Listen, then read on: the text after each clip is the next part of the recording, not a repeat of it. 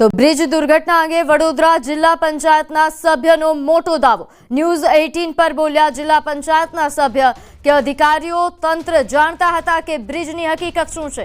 3 વર્ષ પહેલાથી બ્રિજ જર્જરિત હોવાની ખબર હતી। 2022 માં પત્ર લખીને અધિકારીઓને ચેતવ્યા હતા। બ્રિજ સહેજ પણ ચાલી શકે એમ નહોતો। સમારકામ કરાવો તેવી માંગ કરાઈ હતી। રિપોર્ટિંગ ટકતું નથી, પેરાફીટ ધ્રુજે છે। વડોદરા જિલ્લા પંચાયતના સભ્ય હર્ષદસિંહ પરમારે આ દાવો કર્યો છે। ખરેખર અર્થમાં જોવા જોઈએ તો આ માનવ સર્જિત ઘટના કહી શકાય। સરકારના તંત્રના તમામ અધિકારીઓ તેમજ સંબંધિતોને આ બાબતની તમામ ખબર હતી। 2022ના જ્યારે હું નિર્વાચન થયો, હું એક જિલ્લા સદસ્ય તરીકે આવ્યો, તે વર્ષથી જ મેં સતત આ બ્રિજની માટે ગંભીરતા રાખી અને એના અમારા સૌ આગેવાનો સાથે મળીને રજૂઆત કરી હતી। આજે આ બ્રિજ મોતનો બ્રિજ જે 2022માં મેં એમને નામ આપ્યું હતું મુજપુર મોતનો બ્રિજ, એ આ સાર્થક થયું છે। એ આ સાર્થક થવાનું કારણ મુખ્ય અધિકારીઓ છે। અધિકારીઓએ કોઈ કાર્યવાહી ના કરી, અધિકારીઓએ કોઈ જવાબદારી ના સમજી, તેના કારણે આજે આ સૌથી મોટી મધ્ય ગુજરાતમાં દુર્ઘટના હોનારત થઈ છે। સંપૂર્ણ રીતે માર્ગ અને પંચાયત ડિવિઝન બરોડા, જિલ્લા કલેક્ટરશ્રી તેમજ મામલતદારશ્રીના વિસ્તારમાં આવતો આ વિસ્તાર હતો। તો સુસાઇડ પોઈન્ટ તરીકે કુખ્યાત ગંભીરા બ્રિજ તૂટવા મામલે વિપક્ષ આકરા પાણી આવ્યું છે। પૂર્વ ધારાસભ્ય અને મહેસાણા જિલ્લા કોંગ્રેસ પ્રમુખ બળદેવજી ઠાકોરે ઘટના અંગે દુઃખ વ્યક્ત કર્યું, સાથે નવા બનેલા બ્રિજોની ખખડેલી હાલતનો મુદ્દો ઉઠાવ્યો। તો બીજી તરફ કોંગ્રેસ નેતા રામકિશન ઓઝા એસએસજીમાં ઇજાગ્રસ્તોની મુલાકાતે પહોંચ્યા હતા અને સરકારને સમગ્ર મામલે યોગ્ય તપાસ કરવા માંગ કરી।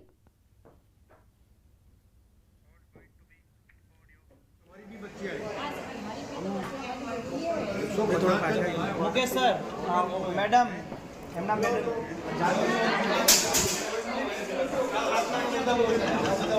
આટલી બધી ટેકનોલોજી હોવા છતાંય, આવા ટેકનોલોજીમાં કામ કરતા હોવા છતાંય જો ખૂબ મોંઘા ખર્ચે જે પુલો બનાવવામાં આવે છે, એ પુલોની પરિસ્થિતિ જો આવી હોય તો બંધોનું શું થાત? તો ભગવાનને પ્રાર્થના કરું છું કે આમના ભાગમાં એક પણ પુલ બનાવવામાં, એક પણ બંધ બાંધવામાં આવ્યો નથી અને એમના હાથમાં જો બંધ બાંધવાનો આવ્યો હોત તો આજે ગુજરાતની પબ્લિક કેટલી મરી गई होत। कि कोई राजनीति नहीं है, न कांग्रेस की न बीजेपी की राजनीति नहीं है। ये जानों को बचाए। जनता की जान की कीमत बहुत महत्वपूर्ण है। एक एक जान के पीछे उनका परिवार लगा हुआ है, उनकी संवेदना लगी हुई है, उनकी पूरी जान मान लगी हुई है। उन परिवारों की तरफ देखें। दुर्घटना ऐसी हो रही है उसका ध्यान दें। ऐसे जो भी जर्जर पुल है उस पुल को बनाने का काम करें, यही हमारी सरकार से अपेक्षा है। तो હવે વાત ગંભીરા જેવા આવા કેટલા બ્રિજની।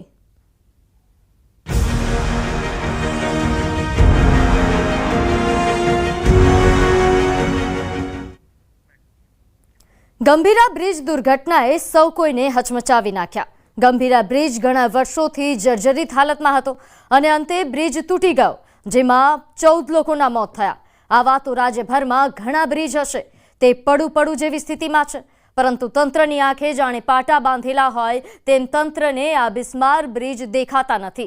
ટીવી સ્ક્રીન પર દેખાઈ રહેલા આ દ્રશ્ય છે પાર નદીના બ્રિજના। અહીં વલસાડના વાપી શામળાજી હાઈવે પર આવેલા પાર નદીના પુલનું રિયાલિટી ચેક કરવા અમારી ટીમ પહોંચી, જ્યાંના દ્રશ્યો જોઈને અમે ચોંકી ગયા, કારણ કે આ જર્જરિત પુલ રીતસર દુર્ઘટનાને આમંત્રણ આપતું હોય તેવું લાગી રહ્યું છે। આ પુલના સ્લેબના સળિયા બહાર ડોકું કાઢી રહ્યા છે। 2 સ્લેબને જોડતા પાટા પણ બહાર આવી રહ્યા છે। આ પુલ પર બહાર નીકળેલા આ સળિયાઓને કારણે અનેક અકસ્માત સર્જાઈ રહ્યા છે। ખાડાઓની તો વાત જ ન કરો, બ્રિજ પર ઠેર ઠેર ખાડા રાજ છે અને એ પણ મસ્ત મોટા ખાડા। एक्सीडेंट हो गया फिलहाल, देख सकते हो आप, हमारे हाथ में भी लगा है, यहाँ पे लगा है, पैर में भी लगा है, देख सकते हो। और यहाँ पे हमारी गाड़ी को भी नुकसान हुआ है, लेकिन गाड़ी का छोड़ो, जो रोड पे सलिए निकले हैं उसके बारे में गवर्नमेंट को देखना चाहिए, रोड को देखना चाहिए, क्योंकि एक्चुअली जो सलिए निकले हैं कम से कम 2-2 मीटर के सलिए निकले हैं। अगर कूद जाते पेट वेट में तो कुछ हो जाता, तो डेथ भी हो सकती थी किसी की। हम वो होता तो नदी में भी जा सकते थे, कुछ भी हो सकता था। हुआ था एक बरोड़ा साइड में, वहाँ पे पूरा ब्रिज ही गिर गया था, वहाँ पे भी 9 लोग मर गए थे। और गवर्नमेंट को ये बहुत अच्छे से बनाना चाहिए। ये ब्रिज अभी पूरा हिल रहा है, अगर 2 ट्रक जाएगी ना तो पूरा ब्रिज हिलने लगता है। ठीक है ना, गवर्नमेंट को एक्शन लेना चाहिए इसके बारे में कि मैं ब्रिज बना दूँ, नहीं तो पब्लिक लोग को बहुत दिक्कत होगी। તો વળી ચોમાસાના ટાણે બ્રિજ પર પડેલા ખાડાઓમાં પાણી ભરાઈ જાય છે, જેથી લોકોને ધ્યાન નથી રહેતું અને અકસ્માતનો ભોગ બને છે। દૈનિક અવરજવર કરતા લોકો તો ખાડાની જગ્યાથી પરિચિત છે, પરંતુ અજાણ વ્યક્તિ ત્યાંથી પસાર થાય ત્યારે અકસ્માત નડે છે. રોજિંદા નાના મોટા હજારો વાહનોની અવરજવર રહે છે. મોટાભાગના ભારે વાહનો આ પુલ પરથી જ પસાર થાય છે. જો કે દર વર્ષે આ પુલની હાલત ખરાબ થઈ જાય છે. આથી આખું ચોમાસું વાહન ચાલકોએ મુસીબતોનો સામનો કરવો પડે છે.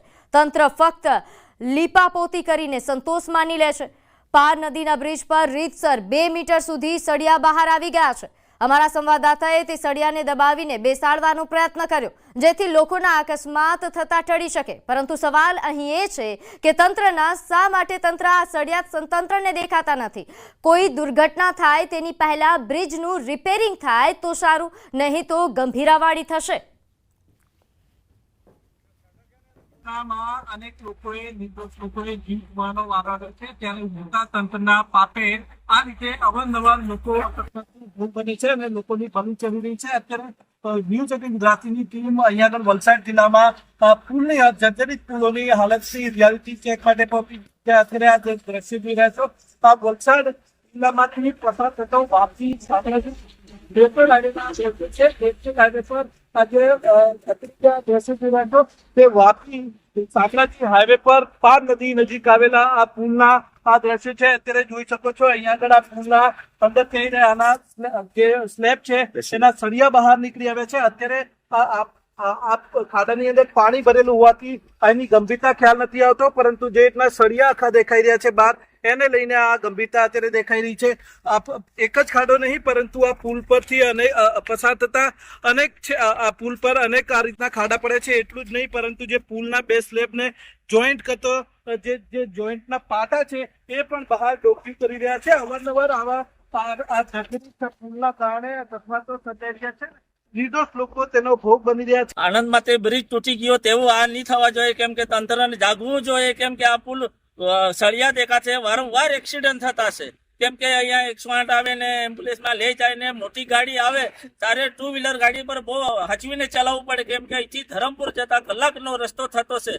કેમ કે આ તંત્ર જાગવું જોઈએ, કેમ કે વડોદરામાં નહીં આ થયેલું છે તેવું અહીંયા નહીં થાય, એટલે તંત્ર તાત્કાલિક આનું રિપેર કામ કરે તેવી અમારી વડખંભા વાળાની માંગ છે. ન્યૂઝ 18 ગુજરાતીએ પણ થોડા દિવસ અગાઉ જ આ પુલની આ ખરાબ હાલત અંગે અહેવાલ રજૂ કર્યો હતો, પરંતુ ઊંઘતા અને બહેરા તંત્રના કાને જાણે હજુ સુધી વાત ન પહોંચી હોય અને બેઠી હોય એવી રીતે હજુ સુધી કોઈ કાર્યવાહી નહીં થતા આ રીતની દુર્ઘટનાઓ સર્જાઈ રહી છે. શું આણંદમાં જે રીતે દુર્ઘટના સર્જાઈ એવી દુર્ઘટના અહીંયા આગળ સર્જાયા બાદ તંત્ર જાગશે?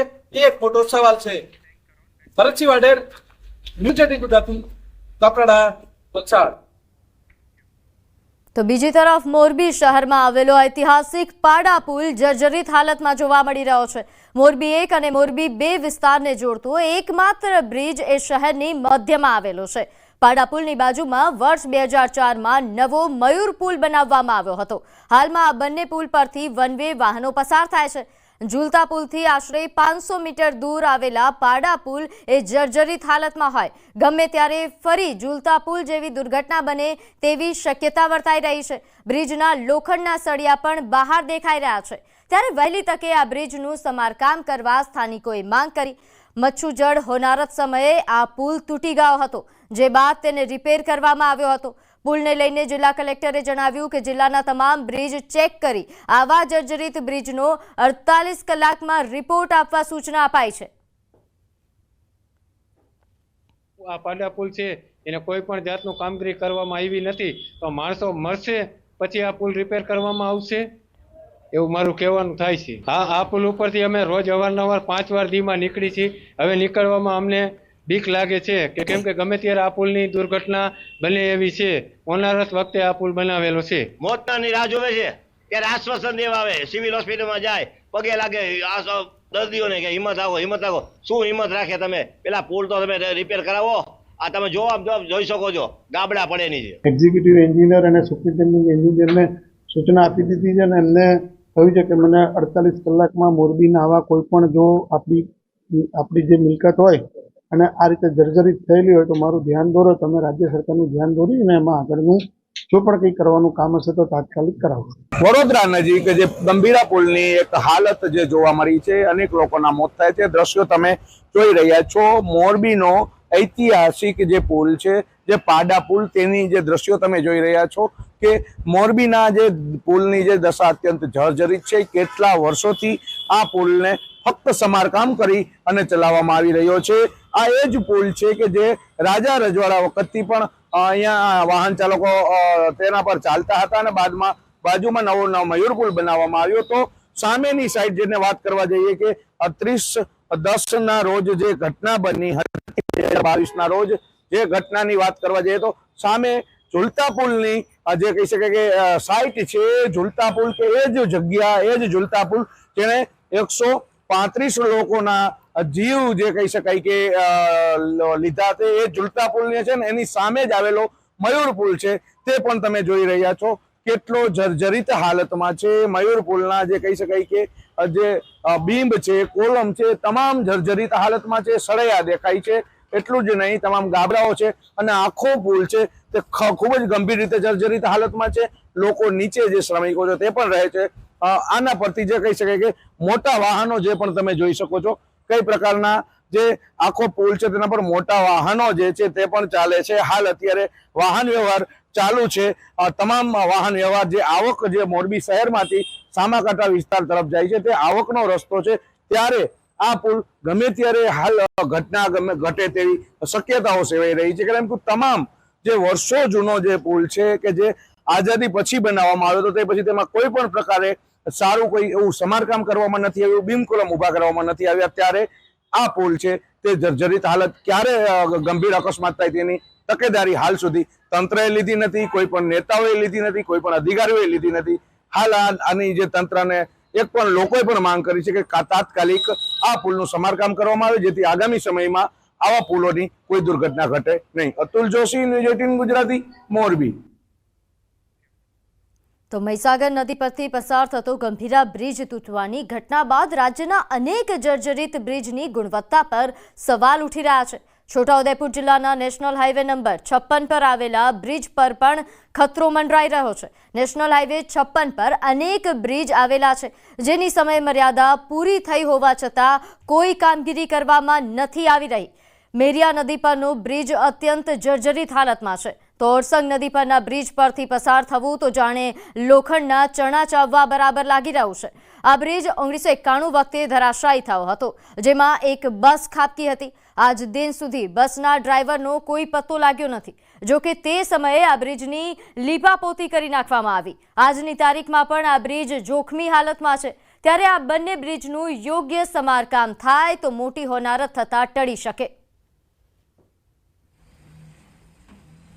ખાડા ઘૂંટણ ખાડા પડી ગયા છે। અજાણ્યા વ્યક્તિ જે પાણી ભરાય છે એટલે અજાણ્યા વ્યક્તિને ખબર નથી પડતી કઈ મોટો ખાડો છે, એટલે બાઇકોવાળા નાના નાના છોકરા સાથે ફેમિલી લઈને બહુ પડે છે। અમે તો ડેલી સર્વિસ છે એટલે અમને તો ખબર છે અહીં ખાડો છે એટલે અમે તો ધીરે પાડી દઈએ છીએ, પણ અમારે કહેવું પડે છે બધાને બહુ પાણી કે આગળ ખાડો છે જરા ધીરે રહીને જવા દેજો। 1990માં બ્રિજ જ્યારે તૂટી ગયો હતો એના 2 ભાગ થઈ ગયા હતા અને જે તે સમયે આ બ્રિજ તૂટ્યો રાત્રિના સમયે એક બસ અહીંયા આગળ ખાબકી હતી અને એ બસ જ્યારે અંદર ખાબકી એ ડ્રાઈવરનો બી હજુ સુધી એનો કોઈ પત્તો નથી અને કેટલા આંકડા મરણના છે એ કોઈ આંકડા આવ્યા નથી। અને હમણાં જે હાલત છે એ અડધો બ્રિજ સરકારે બનાવ્યો હતો અને બાકીનો જે અડધો બ્રિજ છે એ એટલો ખરાબ પરિસ્થિતિમાં છે કે ઉપરથી જતા જે વાહનો છે એ વાહનો કઈ રીતે જાય છે અને હમણાં જે વાહનો છરકે છે તો બ્રિજ હાલમાં બી પડી જશે, હમણાં પડી જશે એ હાલતમાં છે। એટલો બધો જર્જરિત હાલતમાં છે કે નીકળતી વખતે જીવ હાથમાં લઈને નીકળીએ કે આ રોડ કેવી રીતના આગળ જવા દેશે અને સ્ટેચ્યુ ઓફ યુનિટીને જોડતો અને 24 કલાક ધમધમતો રોડ છતાં બી કોઈ સમારકામ 1 વર્ષથી આ જ પરિસ્થિતિમાં છે। આ નેતાઓ અને અધિકારીઓને હજી આંખ નથી ખુલ્લી, હજી એમને કંઈ વિચારવાનું આમ સૂઝતું જ નથી કે આટલા ખતરનાક બનાવ બને છે છતાં હજી આ બોડેલી જે મેઇન પુલ છે અત્યારે આપણે ઊભા છે તો વાહન પસાર થાય છે તો એ ઝૂલી રહ્યો છે। છોટાઉદેપુર જિલ્લાની જીવાદોરી સમાન ઓરસંગ નદી ઉપર જે બ્રિજ બનાવવામાં આવ્યો છે હાલ જર્જરિત બન્યો છે। આપણે તસવીર બતાવવા માગીશું બોડેલીથી રાજપીપળા જવાનો આ મુખ્ય હાઈવે નંબર 56 જે છે તેની ઉપર મસ્ત મોટા ખાડા પડ્યા છે, તેના કારણે રાહદારીઓને મોટી હાલાકી પડી રહી છે। આપ જોઈ શકો છો કે જે રીતે વાહન ચાલકો જે જઈ રહ્યા છે તે લોકોને મોટી મુશ્કેલી નડી રહી છે. ખાસ કરીને જ્યારે 1991માં આ જ બ્રિજ તૂટી પડ્યો હતો તેના કારણે કેટલાક લોકોના જીવ ગુમાવવાનો વારો આવ્યો હતો. સરકારમાં બેઠેલા અધિકારીઓ, સરકારના જે પ્રતિનિધિઓ જે છે તેઓ આ બ્રિજની મુલાકાત લે અને બ્રિજ ઉપર જે રીતે મસ્ત મોટા ખાડા પડ્યા છે તેનું સમારકામ કરવામાં આવે. ત્યારે આ વિસ્તારના લોકોએ અવારનવાર રજૂઆતો કરી છે, પરંતુ નેતાઓ જે છે આ બ્રિજની મુલાકાત લેતા નથી અને અધિકારીઓ આ બ્રિજની દરકાર રાખતા નથી. તેના કારણે રાહદારીઓને મોટી મુશ્કેલી નડી રહી છે. સેજબ ખત્રી, ન્યૂઝ 18 ગુજરાતી, છોટાઉદેપુર. તો હવે નજર કરીએ અન્ય સમાચારો પર. તો તહેવારો પહેલા જોવા મળ્યો તેલનો ખેલ. રાજકોટમાં ખાદ્ય તેલના ભાવમાં જોરદાર ઉછાળો. સિંગ તેલ, કપાસિયા તેલમાં 4 દિવસમાં 80 રૂપિયા વધ્યા. તો સિંગ તેલ, કપાસિયા તેલના ભાવમાં વધારો નોંધાયો છે. તહેવારો નજીક આવતા જ ભાવમાં કૃત્રિમ તેજી નોંધાઈ. સિંગ તેલનો ડબ્બો એ 2380થી વધીને 2450 રૂપિયા પહોંચ્યો છે. તો કપાસિયા તેલનો ડબ્બો 2220થી વધીને 2300 રૂપિયાએ પહોંચ્યો છે. જન્માષ્ટમીથી દિવાળી સુધી તહેવારોની સિઝનમાં તેલના ભાવમાં ખેલ જોવા મળી શકે છે. જેને લઈને વધુ વિગત સાથે આપણી સાથે સંવાદદાતા અંકિત જોડાઈ ગયા છે. અંકિત, તહેવાર પહેલા જ તેલે ખેલ કરી દીધો છે. હાલ જે ભાવ વધારો નોંધાયો તેને લઈને વધુ વિગત.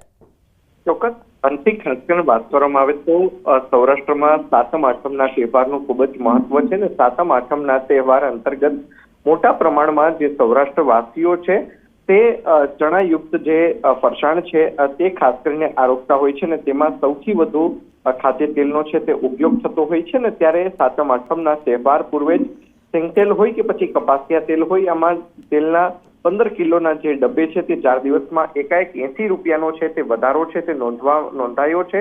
સિંગ તેલનો ડબ્બો જે અગાઉ 2380 રૂપિયામાં મળતો હતો જે હાલ અત્યારે 2450 રૂપિયા પર પહોંચ્યો છે. ત્યારે કે કપાસિયા તેલનો જે ડબ્બો છે કે જે 2220 રૂપિયા આસપાસ ટ્રેડ કરી રહ્યો હતો તે હાલ 2300 રૂપિયા સુધી છે તે પહોંચ્યો છે. ત્યારે આગામી જન્માષ્ટમીથી દિવાળી સુધીના તહેવાર દરમિયાન જે ખાદ્ય તેલના ભાવની અંદર સતત વધારો છે તે જોવા મળી શકે તેમ છે. જી આભાર માહિતી આપવા બદલ. તો આ તરફ અમદાવાદમાં બીઆરટીએસ બસ બેકાબુ બની 5 લોકોને ઘાયલ કર્યા છે. રખિયાલના બડિયા કાકા 4 રસ્તા પાસે બનાવ બન્યો. ડ્રાઈવરે કાબુ ગુમાવતા બીઆરટીએસ ડિવાઈડર પર ચડી ગઈ. સામેથી આવતી રિક્ષાને અડફેટે લીધી. 5 ઘાયલ થયા છે. અકસ્માતમાં ઘાયલ લોકોને હોસ્પિટલ ખસેડાયા. તો રિક્ષાને ટક્કર મારીને 5 લોકોને ઘાયલ કર્યા. બીઆરટીએસ બસ કે જે બેફામ બની રોડ પર બેકાબુ બનેલી આ બીઆરટીએસ બસે અકસ્માત સર્જ્યો, જેમાં એક રિક્ષાને ટક્કર લાગી જેના કારણે 5 લોકો ઘાયલ થયા. તમામને સારવાર હેઠળ ખસેડવામાં આવ્યા. ગત મોડી રાત્રે આ ઘટના બની જેના દ્રશ્યો પણ સામે આવ્યા છે.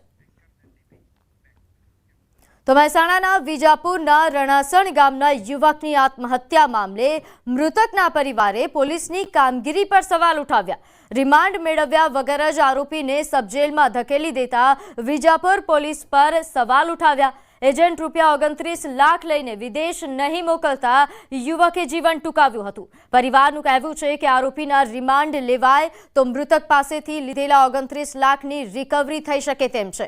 અન્ય લોકો પાસેથી રૂપિયા લીધા હોય તે પણ તપાસમાં ખુલી શકે.